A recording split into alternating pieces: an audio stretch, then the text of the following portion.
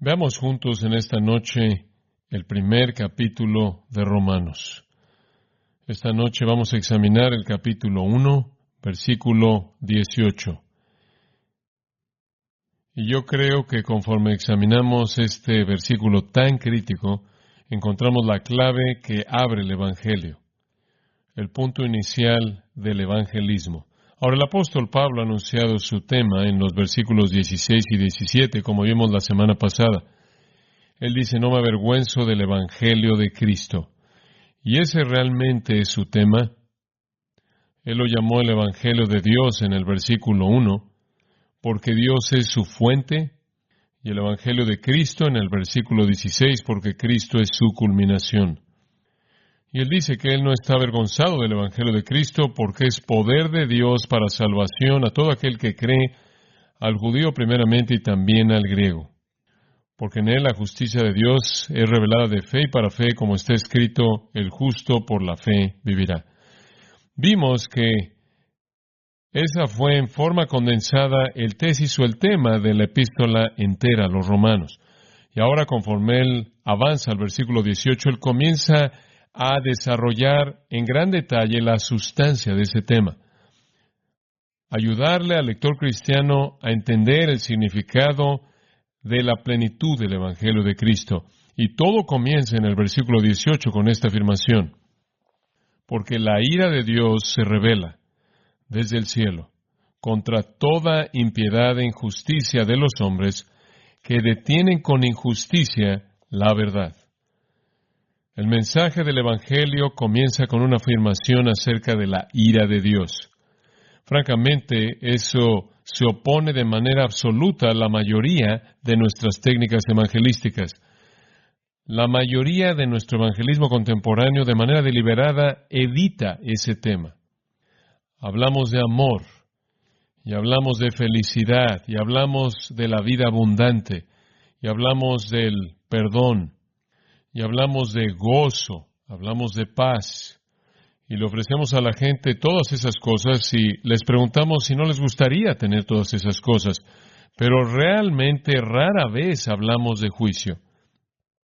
Y me pregunto si en todas las ocasiones en las que usted ha presentado el Evangelio a alguien, ¿cuántas veces usted lo presentó al decir, por cierto, ¿sabías que la ira de Dios se revela contra tu impiedad? Supongo que Dale Carnegie inclusive ha afectado nuestras presentaciones del Evangelio. Estamos con tal prisa de ganar amigos e influenciar a la gente que algunas veces hacemos a un lado el punto inicial. Desde la perspectiva de Pablo, el temor se convierte en la primera presión aplicada a los hombres malos. Hazle saber de la ira de Dios. Ahora hay que admitir que la ira de Dios es un tema difícil y no estoy aquí para decirle a usted que es uno fácil. A mí mismo me parece muy difícil comenzar a hablarle a la gente de Cristo en este punto. Sin embargo, es el comienzo del Evangelio y la preparación apropiada para el anuncio de la gracia. ¿Cómo es que la gente puede entender algo del amor si no entienden el odio de Dios? ¿Cómo pueden entender algo de la gracia si no entienden algo de su ley? ¿Cómo pueden entender el perdón si no entienden la paga del pecado? Los hombres no pueden entender, no pueden buscar la gracia y la salvación a menos de que sean afectados por el terror de la ira de Dios que está sobre ellos. A menos de que los hombres perciban que están en un peligro serio, no hay presión aplicada a ellos para cambiar. Ahora, algunas veces cuando usted habla de que Dios es un Dios de ira, ciertas personas se molestan y no entienden cómo Dios puede ser un Dios de enojo y cómo Dios puede ser un Dios de ira y Dios puede ser un Dios de furia, un Dios de terror. Pero eso es porque no entienden a Dios. Veamos si podemos ayudarnos a tener un entendimiento más profundo de su ira y tener una perspectiva correcta en referencia a sus otros atributos. Los atributos de Dios están equilibrados en su perfección divina y están equilibrados de manera perfecta. Si Dios no tuviera ira y Dios no tuviera enojo, entonces Él no sería Dios. Dios es perfecto en amor, por un lado, e igualmente Él es perfecto en odio, por otro lado. Así como Él ama de manera total, así Él odia de manera total. Así como su amor es puro, así también su odio es puro.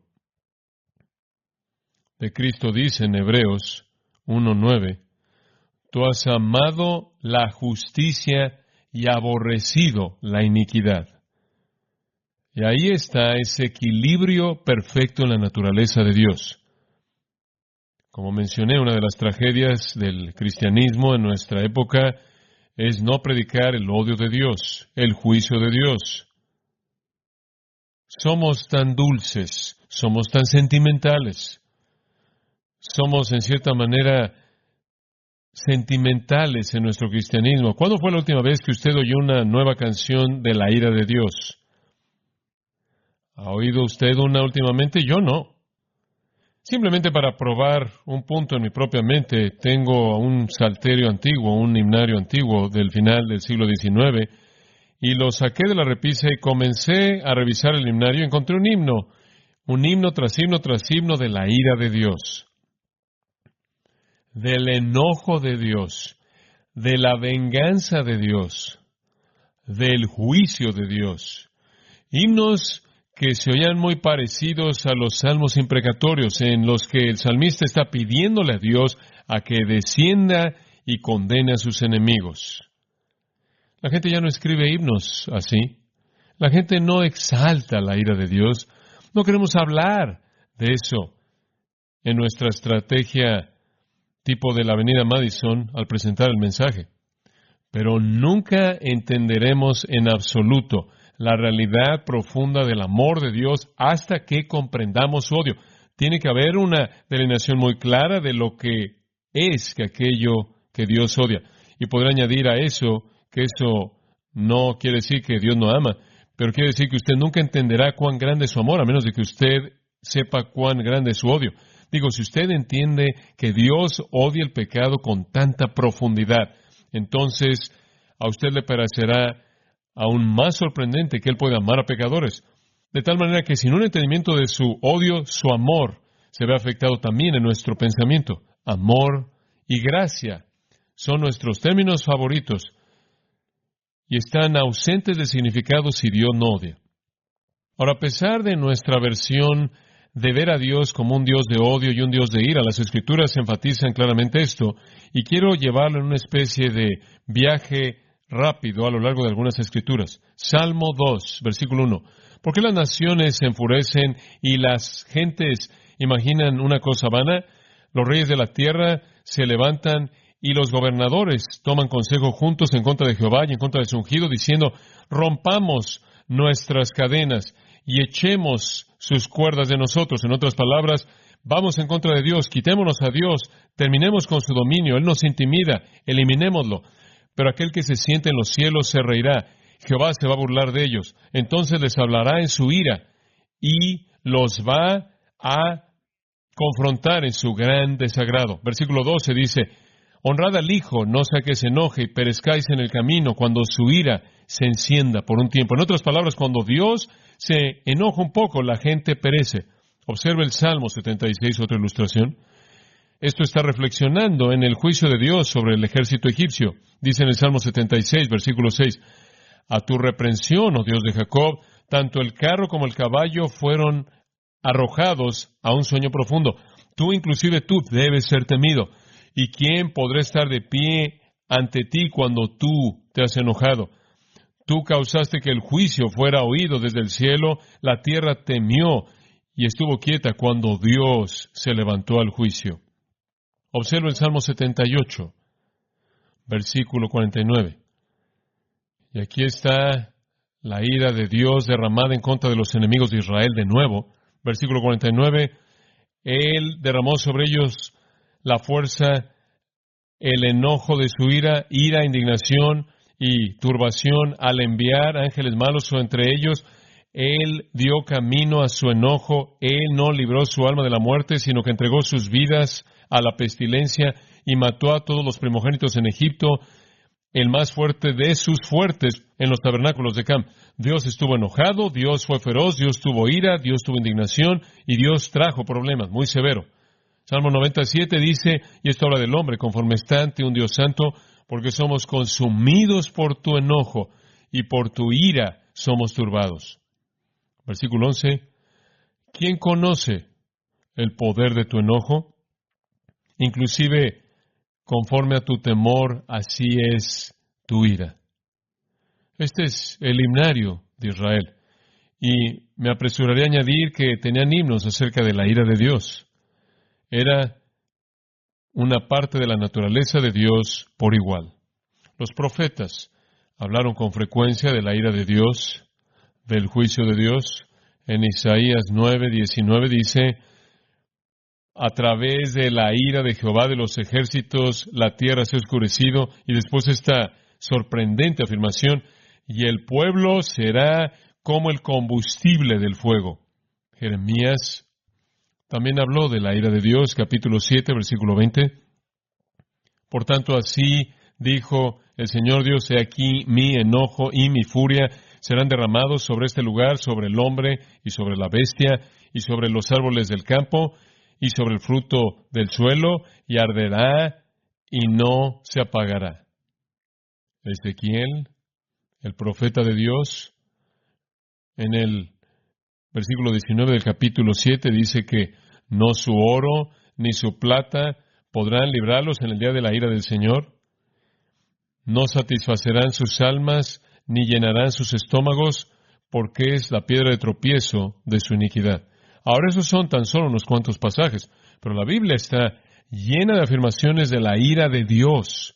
Usted ve su ira ejemplificada en el Antiguo Testamento en contra del mundo antiguo, cuando Él trajo el diluvio, en contra de la gente en la Torre de Babel, en contra de Sodoma y Gomorra, las ciudades de la planicie, en contra de los egipcios, en muchas ocasiones, en contra de los israelitas, en contra de los enemigos de Israel. Usted ve su ira derramada en contra de Nadab y los otros, en contra de los espías, en contra de Aarón y María, en contra de Abimelech, en contra de la familia de Saúl, en contra de Sennacherib, y sigue y sigue. Dice usted: bueno, ese es el Antiguo Testamento. Es correcto, pero Dios no cambia. Lo mismo es verdad en el Nuevo Testamento también. Usted ve la ira de Dios. En Juan capítulo 3, Juan, ese maravilloso evangelio escrito por un hombre de amor, ese evangelio que presenta al Señor Jesucristo en toda su maravilla y majestad y belleza, al mismo tiempo es un evangelio que habla de la ira de Dios. Juan habla de esto en varios lugares, cómo es que la ira de Dios será derramada. Pero uno en particular está al final del 3 capítulo, el último versículo. El que cree en el Hijo tiene vida eterna, y el que no cree en el Hijo no verá la vida, sino que la ira de Dios permanece en él. No está bien con la gente que no conoce a Cristo, no está bien con ellos. La ira de Dios permanece sobre ellos. Y en la epístola misma que tenemos frente a nosotros, Romanos, Pablo señala la ira de Dios cuando, en el capítulo 9, versículo 22, él dice: ¿y qué si Dios, queriendo mostrar su ira y hacer notorio su poder, soportó con mucha paciencia los vasos de ira preparados para destrucción? Y así sigue. En Efesios, capítulo 5, versículo 6, nadie os engañe con palabras vanas, porque debido a estas cosas viene la ira de Dios sobre los hijos de desobediencia. La Biblia dice que Dios va a condenar a los hombres incrédulos. Colosenses capítulo 3 dice lo mismo. Segunda de Tesalonicenses capítulo 1 quizás es el más vivido de todos. Habla de que Dios viene en llama de fuego vengándose de aquellos que no conocen a Dios y no obedecen el Evangelio, que serán castigados con destrucción eterna, excluidos de la presencia del Señor y de la gloria de su poder. Dios es un Dios de ira. Él es un Dios de enojo. Ahora eso se oye como una alternativa pobre, como comienzo inicial para el Evangelio. Piénselo. Las malas noticias tienen que venir antes de las buenas noticias, ¿no es cierto? Es algo así como ir al doctor. Y que el doctor le diga a usted: tengo malas noticias. Tienes una enfermedad fatal que ha matado a muchas personas. Pero tengo buenas noticias. Se ha encontrado una cura y la tengo aquí. Como puede ver, las buenas noticias no significan nada sin las malas noticias, ¿verdad? Usted tiene que diagnosticar la enfermedad antes de que la cura signifique algo. Las malas noticias son que Dios odia. Las buenas noticias es que Dios ama. Pero usted tiene que comenzar con su odio. Primero el diagnóstico, después la cura. Ahora observe de nuevo el versículo 18. Dice, porque la ira de Dios se revela desde el cielo. ¿Para qué está ese por qué? Bueno, nos conecta al pasaje anterior. El pasaje anterior dice que la justificación es por la fe únicamente. ¿Por qué? Porque la ira de Dios se revela desde el cielo contra toda impiedad e injusticia de los hombres que detienen con injusticia la verdad. En otras palabras, lo que ese versículo dice es que todos los hombres detienen con injusticia la verdad y están bajo la ira de Dios. Por lo tanto, no tienen capacidad alguna de justificarse a sí mismos. Entonces, la justificación tiene que ser por la fe, porque todos los hombres dejados a sus propios esfuerzos están bajo la ira. ¿Lo ve? La justificación es por la fe. Tiene que ser, no puede ser por obras, porque por obras todos los hombres están bajo ira. Pablo lo dice de otra manera. Él dice, por cuanto todos pecaron y que están destituidos de la gloria de Dios. En Efesios 2 dice, y a vosotros que estabais muertos en vuestros delitos y pecados. Así es con todo el mundo. En tiempo pasado caminaron según el curso de este mundo, conforme al príncipe de la potestad del aire, el espíritu que ahora opera en los hijos de desobediencia, entre los cuales todos vivimos, todos nosotros en tiempos pasados, en los deseos de la carne, los deseos de la carne y de la mente, y éramos por naturaleza hijos de ira. Toda persona que nace en este mundo es un hijo de ira. Toda persona que nace en este mundo es una víctima de concupiscencias y deseos hacia cosas malas. Toda persona nace espiritualmente muerta. Todos, dice Pablo, condenados ya, o dice Juan, más bien condenados ya porque no creemos en Cristo. Francamente, la sentencia ya se ha emitido. La raza humana está condenada al infierno. Todos somos hijos de ira bajo el juicio de Dios. El hombre nace condenado. Todos los hombres nacen en el mundo bajo la ira. Entonces comenzamos con esta afirmación clásica. Y simplemente para darle un enfoque, el pasaje de la condenación de la raza humana comienza en el capítulo 1, versículo 18, y sigue hasta el capítulo 3, versículo 20. Entonces vamos a estar ahí un tiempo, y usted va a ver algunas cosas de por qué la gente hace lo que hace, que quizás nunca antes había visto. Pero comencemos simplemente al ver el concepto de la ira en el versículo 18, y esto nos da una perspectiva absolutamente amplia de esto. 6 características de la ira son presentadas aquí. Usted puede seguir su bosquejo y le va a ayudar a mantener su enfoque en esto. Primero, la cualidad de la ira. La cualidad, la esencia de ella. ¿Qué tipo de ira es? Bueno, es la ira de Dios. Es ira divina. Y ese es un comienzo muy importante. Es ira divina. No es como alguna otra cosa que conocemos en este mundo. No es como la ira de usted o mi ira. No es como cuando nos enojamos. No es como cuando nos enojamos y nos llenamos de ira cuando nosotros somos ofendidos y francamente tenemos soberbia en el proceso. Nuestra pasión, nuestro enojo y nuestra ira no es como esto. Esta es la ira de Dios. Y como cualquier otro atributo de Dios, es tan perfecta como su persona santa. Su ira es ira justa. Es el tipo correcto de ira. Es ira santa. La pasión que nosotros llamamos enojo en este mundo, aquello que llamamos ira en este mundo humano, siempre refleja el corazón malo del hombre. Pero no debemos imponerle eso a Dios. Un escritor dijo, no podemos pensar con coherencia completa de Dios en términos de los ideales humanos más elevados de personalidad, sin embargo, atribuirle a Él la pasión racional de enojo. En otras palabras, este escritor está diciendo, Dios nunca podría estar enojado, porque sabemos que el enojo es una cosa mala, pero Él simplemente está tratando de decir que Dios es como nosotros, y no lo es. No impongamos nuestro concepto de enojo en Dios. Dios está enojado de una manera santa, de una manera perfecta. El enojo de Dios no es algún enojo caprichoso, irracional. De hecho, permítame dar un paso más hacia adelante. Y usted está recibiendo una lección en teología propia aquí acerca de la naturaleza de Dios. Dios no podría ser Dios y ser santo y ser completamente bueno si Él no reaccionara a la maldad. ¿Entiende usted eso? Él tiene que. Él no puede ser Dios. Usted no puede ser santo y tolerar la impiedad. No puede ser así. Esa es la razón por la que Habacuc el profeta dijo, tú eres muy limpio de ojos para ver la maldad y no puedes ver la iniquidad. Dios no la puede tolerar. Y le voy a decir algo.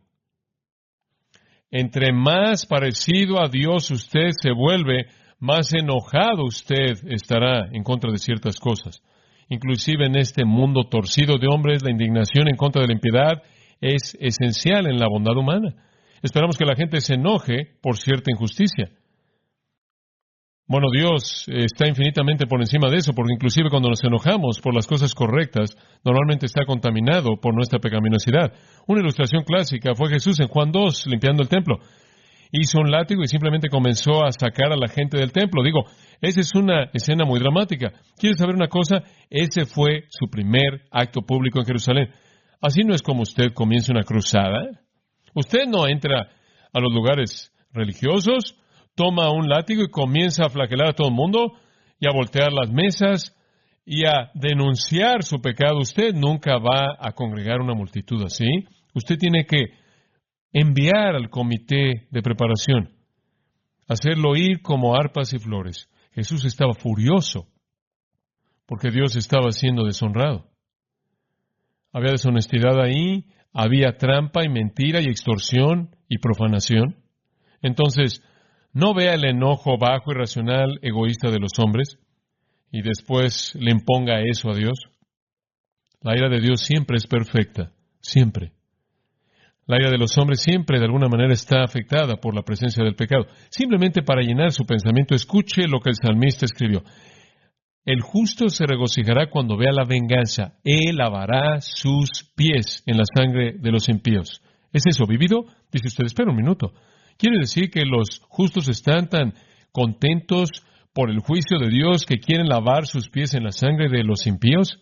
De tal manera que un hombre dirá, ciertamente hay una recompensa para los justos, ciertamente Él es un Dios que juzga en la tierra. En otras palabras, cuando Dios juzga, es tan correcto, es tan perfecto, es tan absolutamente santo, que el pueblo de Dios es visto como si se estuvieran lavando sus pies en la sangre de los injustos.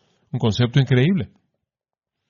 En Lamentaciones, capítulo 1, Jehová es justo, porque me he rebelado en contra de su mandamiento.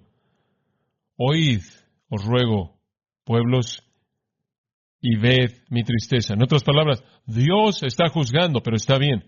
Lo merezco, Él es justo. ¿Se acuerda lo que le pasó a Acán? Dios dijo, cuando entren a apoderarse de Jericó, no se roban nada, y Acán simplemente se robó casi todo lo que vio, simplemente desobedeció. Él regresó y lo sepultó todo en el suelo, en medio de su tienda. Josué entró y le dijo, confiesa tu pecado. Josué 7:19, confiesa tu pecado y dale gloria a Dios. Ahora, ¿qué quiso decir con eso? Él quiso decir que Acán realmente iba a ser juzgado. Digo, él iba a ser juzgado y fue juzgado. ¿Sabe lo que pasó? Él murió y toda su familia con él. Debieron haber estado implicados en toda la operación, pero él dice, antes de que recibas el juicio que mereces de Dios, confiesa tu pecado. En otras palabras, di, soy culpable, lo que Dios me hace es la reacción apropiada de su santidad. ¿Lo ve? Ese es el punto. En otras palabras, jamás acuse a Dios como si Él hiciera algo impuro. Aun cuando Dios esté enojado, es la expresión correcta de su santidad total. Y vemos eso en Romanos. Lo vemos ahí donde estamos. La ira de Dios es revelada en contra de toda impiedad e injusticia. Y vamos a verla una y otra vez en el capítulo 2 y en el capítulo 3. Que la justicia de Dios o el juicio de Dios es un juicio justo. Podría añadir aquí que la palabra es orge y es una indignación estable, no una furia momentánea. Dios no pierde el control. Es un odio establecido, fijo, por parte de alguien que nunca podría ser bueno y amoroso a menos de que Él odiara la maldad de manera total. Ambas son inseparables. Usted tiene ambas o ninguna de las dos. Trench el gran comentarista del idioma en la palabra de Dios, dijo, ni puede haber una muestra más segura ni más triste de una condición moral postrada de manera absoluta que el no poder estar enojado contra el pecado y los pecadores. Fin de la cita. Un santo antiguo llamado Fuller escribió esto: el enojo es una de las marcas del alma. El que la carece tiene una mente afectada, y con Jacob afectado en la cadera, él debe cojear. Thomas Watson dice, ¿es Dios tan infinitamente santo? Entonces ve cuán ajeno a Dios es el pecar. El pecado es una cosa inmunda, es llamada abominación. Dios no tiene mezcla de maldad en él. El pecado no tiene mezcla de bondad. Es el espíritu en la quintesencia de la maldad. Convierte la bondad en maldad. Ha quitado las flores del alma virgen. La ha hecho roja con culpabilidad y negra de suciedad. Es llamada la cosa maldita. No es sorprendente, por lo tanto, que Dios odie el pecado. Él tiene razón. Entonces, la cualidad de la ira es que es una ira de Dios y es diferente de cualquier otro tipo. En segundo lugar, el tiempo de la ira. Observe lo que dice. Porque la ira de Dios se manifiesta. Se manifiesta. ¿Qué quiere decir con que se manifiesta? Literalmente está siendo constantemente revelada. ¿Cuándo es el tiempo de la ira de Dios? Constantemente está siendo revelada. La ira de Dios constantemente está siendo manifiesta. El verbo apocalipto, del cual obtenemos apocalipsis o apocalipsis, significa descubrir, traer a la luz, dar a conocer, hacer manifiesto. La ira de Dios siempre está siendo dada a conocer. Es visible a toda la historia humana. Fue revelada en el huerto, ¿no es cierto? Cuando Adán y Eva pecaron, inmediatamente la sentencia de muerte fue emitida, la tierra fue maldecida y fueron expulsados del paraíso, y el mundo tuvo una gran lección inicial del hecho de que Dios odia el pecado. Fue revelada en el diluvio, cuando Dios ahogó a la raza humana, excepto por 8 almas fieles. Fue revelada en el ahogar al ejército de Faraón. Fue revelada en la destrucción de Sodoma y Gomorra por fuego del cielo. Fue revelada en la maldición de la ley sobre todo transgresor. Fue revelada en la institución del sistema sacrificial y todos los servicios de la ley mosaica. De hecho, la creación entera gime y sufre dolores bajo el juicio de Dios esperando la redención. ¿Sabe usted que inclusive las leyes de los hombres hechas en contra de los malhechores revelan la ira de Dios? Porque todas las leyes están basadas en la mente de Dios. Nadie puede decir que es ignorante porque la ira de Dios ha sido revelada a lo largo de la historia humana. Y sobre todo, yo creo que la demostración más grande de la ira de Dios jamás dada fue dada en la cruz del Calvario. Dios odia con tal profundidad el pecado que Él de hecho permitió que su propio Hijo fuera matado. La manifestación más grande de la ira de Dios. Él derramó su furia sobre su propio Hijo amado. Él no la contuvo inclusive de su propio Hijo. Así odió el pecado. Jeffrey Wilson, el comentarista británico, escribe, Dios no es un espectador apático de acontecimientos mundiales. Él está activo de manera dinámica en los asuntos humanos. La convicción de pecado constantemente es puntualizada por el juicio divino.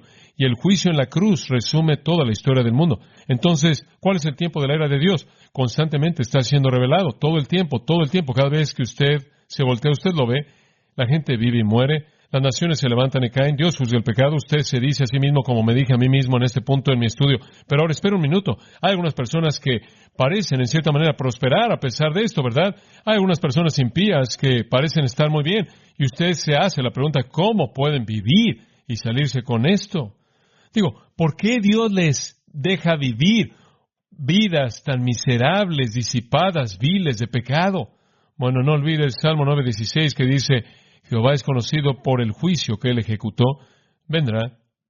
Si Dios deja que los hombres prosperen por un tiempo en su pecado, al mismo tiempo el plato de su ira está siendo llenado. Si Él les deja pecar por un tiempo, simplemente es que Él está afilando la espada. Entre más jala Dios el arco, más profunda entra la flecha cuando Él la suelta. El juicio vendrá. Se cuenta la historia de que Los granjeros piadosos en una comunidad del oeste quedaron muy impresionados un domingo de verano por la mañana cuando llegaron a la pequeña iglesia ahí en el campo.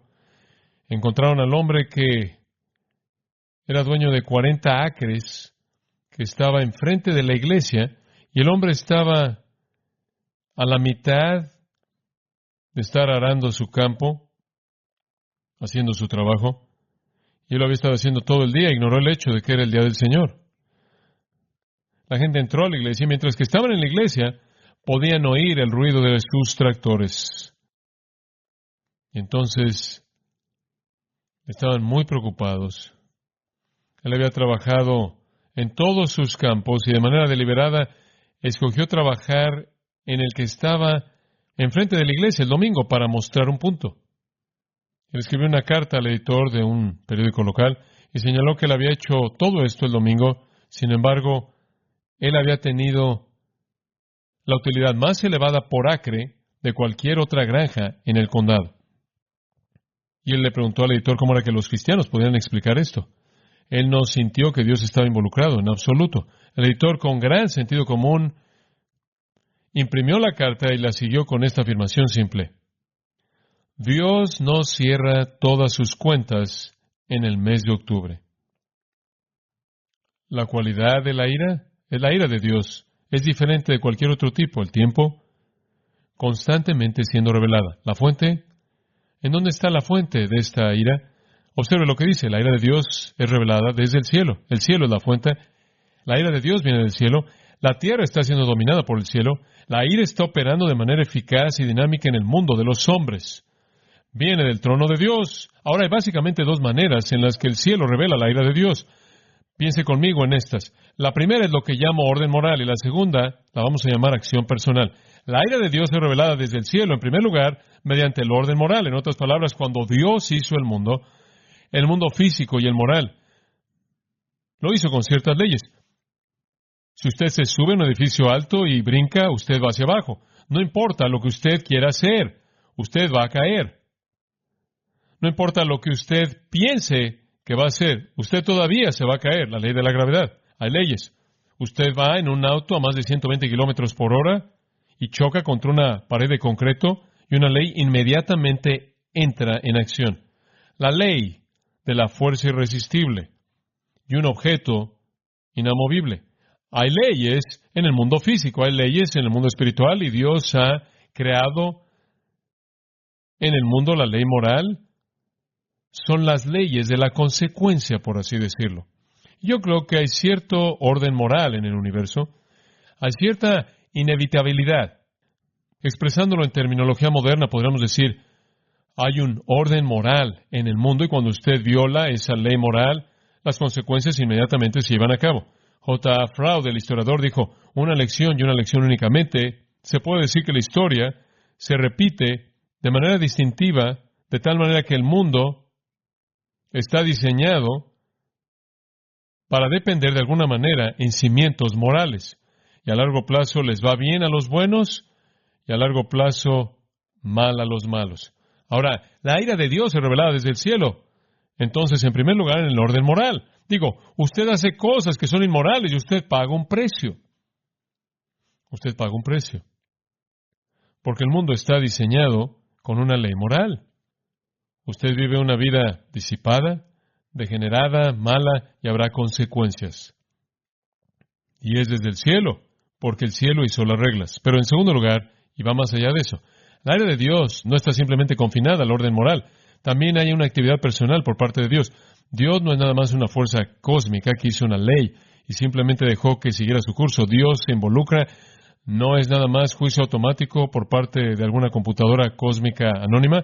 Dios está involucrado. Y la Biblia muestra una reacción muy intensa, personal al pecado dentro del corazón del ser divino.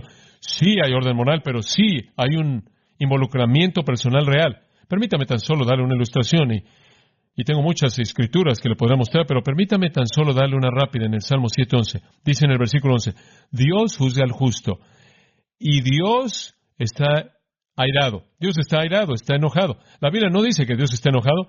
Dios no es únicamente un orden moral. Dios no es únicamente un orden moral. Dios está enojado. Y Él no está enojado de vez en cuando. Él está enojado contra el impío. ¿Con qué frecuencia? Diariamente. Dice usted, ¿en serio? Oh, sí, Él está enojado diariamente. Dios está enojado diariamente. Dios se enoja. Está la ley moral, el orden moral, pero también está el acto personal, conforme Dios expresa la ira de una naturaleza santa. Y viene del cielo, porque el cielo ha establecido el orden moral, y es del trono de Dios que esa ira viene.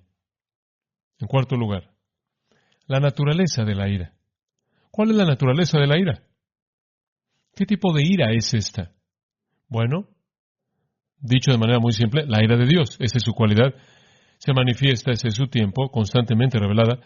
Desde el cielo, esa es su fuente, en contra de la impiedad e injusticia de los hombres. Esa es su naturaleza. Es ira en contra del pecado. ¿Usted sabía eso?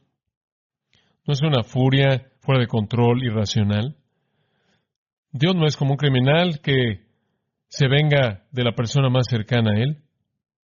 Discrimina, está apuntada de manera cuidadosa a la injusticia e impiedad de los hombres, hace bella y adiquia. ¿Qué significan estas palabras? Impiedad e injusticia. La primera palabra, aunque realmente se solapan y usted podría llamarlos sinónimos en el sentido más puro, él simplemente está usando dos palabras para mostrar que Dios está enojado por el pecado. Pero hay algunos matices de significado que creo que son interesantes. La primera palabra se refiere a impiedad, y eso se concentra en la relación con Dios. Dios está enojado porque los hombres no están relacionados con Él de manera correcta. Son impíos, ¿lo ve? No son piadosos. Los hombres son impíos. En Judas dice que Dios va a venir y ejecutar juicio sobre todos y convencer a todos los que son impíos entre ellos de todas sus obras impías que han cometido de manera impía. 3 impíos seguidos. Y después dice, y de todas sus palabras duras que los pecadores impíos han hablado en contra de él. 4 en un versículo, impíos, no relacionados de manera correcta con Dios. Se refiere a impiedad hacia Dios, se refiere a una ausencia de reverencia, ausencia de devoción, ausencia de adoración, y lleva a la idolatría. Ve el pecado como no reverenciar a Dios.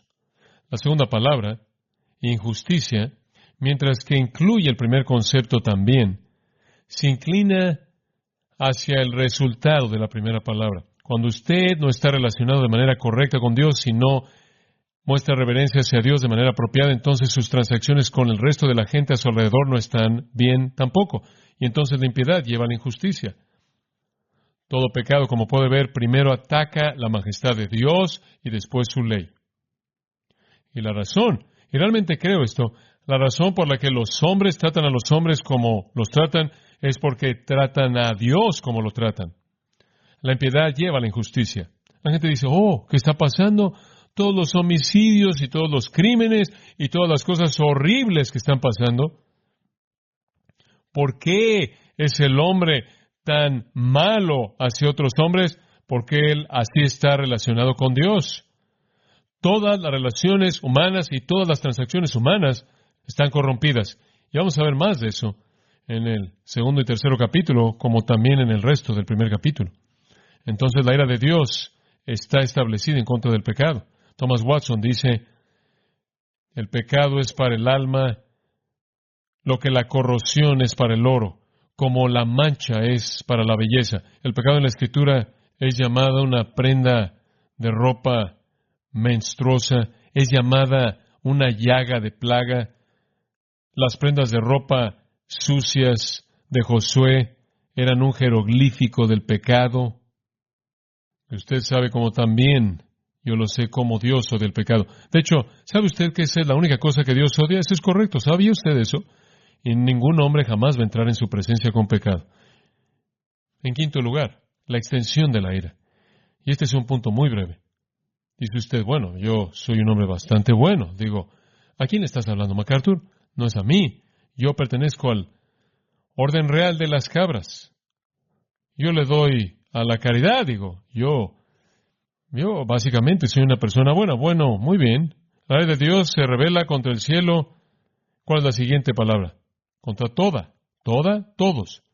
por cuanto todos pecaron y están destituidos de la gloria de Dios. Bueno, algunas personas son mejores que otros, pero nadie llega.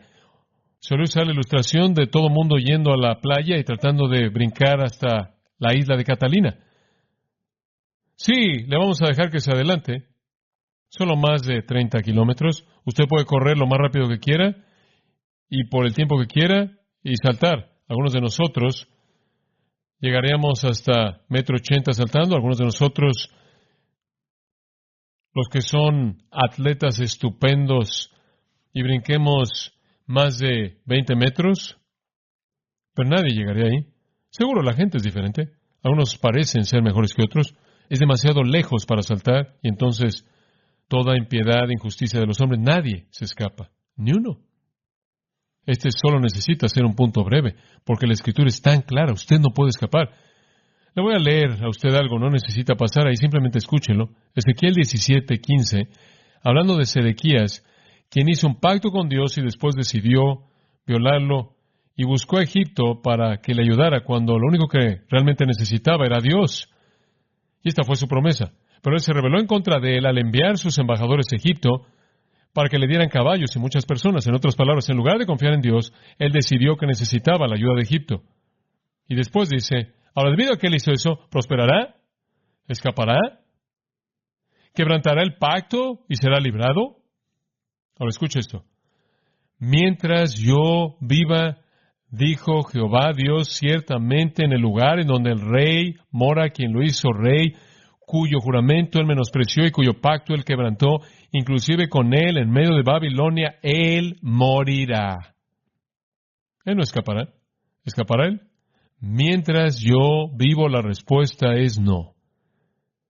No me importa quién sea usted.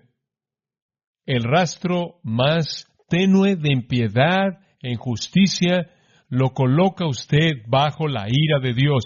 ¿Y escapará usted? No. No. Es inescapable. Finalmente, hemos visto la cualidad de la ira, el tiempo de la ira, la fuente de la ira, la naturaleza de la ira, la extensión de la ira y ahora la causa de la ira. Dice usted, ¿cómo es que Dios puede hacer que todas estas pobres personas sean responsables? Digo, yo nací en una familia pecaminosa. ¿Qué sé yo? A usted le sorprendería lo que usted sabe al final del versículo 18. La ira de Dios se revela contra el cielo, en contra de toda impiedad e injusticia de los hombres que detienen que la verdad en injusticia.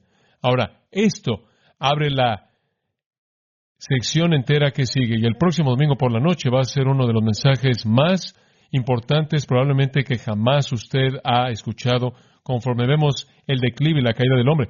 Pero él dice que el problema real y la causa de la ira es que los hombres detienen con injusticia la verdad. Literalmente lo leeríamos de esta manera. Hombres que constantemente están intentando suprimir la verdad por su pecado. El pecado simplemente está en el corazón del hombre de manera tan fuerte que ataca la verdad. La gente dice, ¿pero qué acerca de los paganos? ¿Qué acerca de esto y de aquello? Escuche, la verdad está ahí, como él lo va a señalar en el próximo pasaje, pero los hombres la detienen, la suprimen. El pecado siempre ataca la verdad fundamental de Dios y su palabra es atacada. Siempre hay una intención por suprimirla, por sepultarla, por quitarla. Es la esencia del pecado, no obstante que la intención siempre es fútil. Y los hombres viven con culpabilidad a pesar de su intento. El conocimiento de Dios está por todos lados. Y si el conocimiento de Dios, escuche, que yo creo está disponible a todo ser humano sobre la tierra, no me importa cuán oscuro sea el individuo o cuán remoto esté, creo que el conocimiento de Dios está disponible y si lleva a cabo su obra legítima y el hombre permite que lleve a cabo esa obra legítima, va a evitar que un hombre entre a los excesos del pecado y lleve a ese hombre a Dios. Pero los hombres lo detienen. Aman las tinieblas más que ¿qué? La luz. ¿Por qué? Porque sus obras son malas. El necio siempre está diciendo, no hay Dios. ¿Y por qué dice eso? Porque él no quiere que haya un Dios ahí, porque si hay un Dios, él está en problemas. Dice en el Salmo 14:1, dice el necio en su corazón, no hay Dios. ¿Por qué? Son corruptos, han hecho obras abominables, no hay ninguno que haga el bien. Estoy seguro de que no quieren que haya un Dios que les pida que rindan cuentas. El hombre trata de postular que no hay Dios, y si no hace eso, entonces dice, bueno, voy a inventar un Dios que pueda tolerar mi pecado. Y él de manera clara evita la voz verdadera de Dios. Pero realmente creo que no hay problema con la gente que hace la pregunta, ¿cómo es que los paganos van a saber? Creo que Dios se ha revelado a sí mismo a todo individuo, y si los individuos, en donde quiera que estén, sin importar cuán remotos estén, no detienen esa verdad por el amor al pecado, esa verdad los va a proteger de los excesos del pecado y eventualmente los va a llevar a la verdad de Dios mediante su providencia de gracia. Pero los hombres no hacen eso. Evitan la verdad de Dios. Todos los hombres poseen suficiente conocimiento de la verdad divina y la ley moral como para preservarlos del infierno, pero han detenido el crecimiento y el desarrollo de eso mediante el amor al pecado, y la ira de Dios espera. Si usted no es cristiano, la ira de Dios lo espera usted. El Dr. Barnhouse tuvo una ilustración apta y voy a cerrar con esto. Él dijo, la ira de Dios es como mucha agua que está contenida por el dique de una presa. Él dijo, puedo recordar la primera vez que llegué a ver la presa Hoover, una de las presas más grandes de la Tierra. Ha sido levantada para contener las aguas del río Colorado, y estas aguas se han contenido por kilómetros y han penetrado a todo pequeño valle y hueco posible. Y así ha sido con la ira de Dios. La primera vez que llegó a cometerse un pecado, la ira de Dios fue almacenada en contra de ese pecado.